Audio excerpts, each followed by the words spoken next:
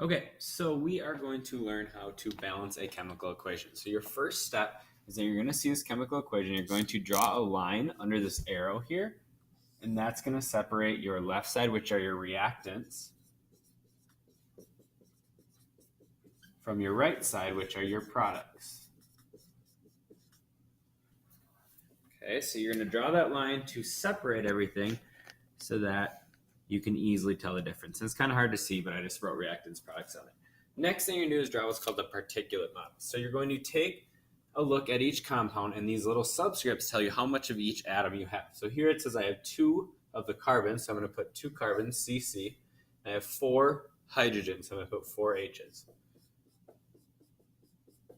And then I'm going to put it in a little box. And that's the particulate model for my first compound. I'm going to do the same thing for each one. So now I've got O2, so that's 2 O's. Put it in a box. And then I've got CO2, so 1 C and 2 O's. Put it in a box. And then I've got H2O, which has 2 H's and 1 O. So H, H, O, and put it in a box. That's step 2. We're going to put everything in a box and draw the particulate model for each one. Okay, next thing I need to do is make sure that everything on the reactant, the left side, is going to equal to everything on the right side, the product side.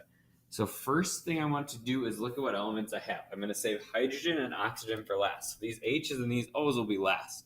Carbon will be what I'll do first for this one.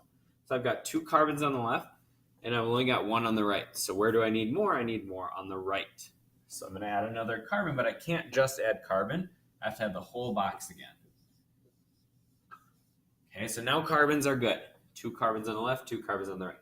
Now I can either pick H or O. I'm just going to go with H. I've got 4 H's on the left, and I've only got 2 on the right. So I need